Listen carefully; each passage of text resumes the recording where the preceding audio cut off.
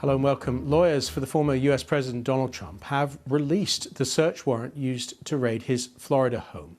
It could confirm the reason for Monday's search of Mr. Trump's Florida compound. Now, as you can imagine, we're only just getting this information right now. And just to re-emphasize, this is a slightly unusual thing, the unsealing of a warrant in the middle of an investigation. So what we're doing, as we see the lines come out, we will give them to you.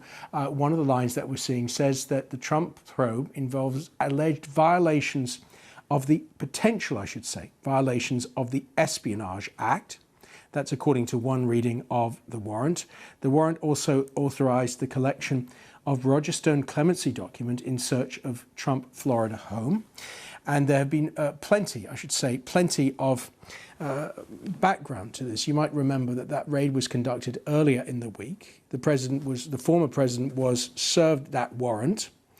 And there's been plenty of speculation as to what that warrant would include. The Attorney General came out the other day and talked about why it was important for this investigation to go ahead and why he, Merrick Garland, personally signed off on the search. Mr. Trump has denied wrongdoing. Now, we're going to look to the US media as well, because the Wall Street Journal has reported that items removed by Federal Bureau of Investigation agents from Mar-a-Lago, the compound, include 20 boxes, binders of photos, and a clemency letter, as I said just now, written on behalf of the political strategist Roger Stone. Also recovered was information about the President of France. That's according to the Wall Street Journal, although it's unclear exactly what that refers to. The list shows that one list of documents marked TS/SCI, that stands for top secret / sensitive compartmented information, a classification level reserved for information that could cause exceptionally grave damage to US security. The list also said to include 4 sets of top secret documents, 3 sets of secret documents, and 3 sets of controversial documents, of confidential documents, I should say. Well, a little earlier, I spoke, before we knew the exact contents, I spoke to the lawyer and former federal prosecutor David Weinstein. He discussed what the likely political implications of this could be. Well, certainly a lot of allegations are being made across the board against the FBI as to how they conducted the raid, as to the Department of Justice and the Attorney General, as to why they used a search warrant instead of just continuing to try to seek the return of these documents with a subpoena.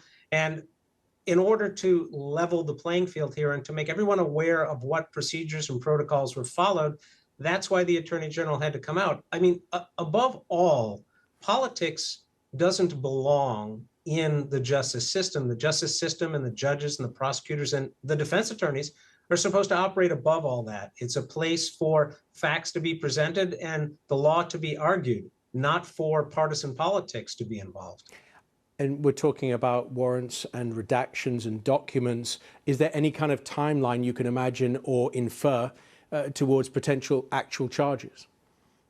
Well, one would think that they've been presenting evidence to a grand jury up to this point. At some point, they will present a proposed indictment to this grand jury to find out whether they believe that a crime was committed by people named in the proposed indictment. I think one thing that people aren't really concerned about or not looking at right now is that we have a general election coming up in November.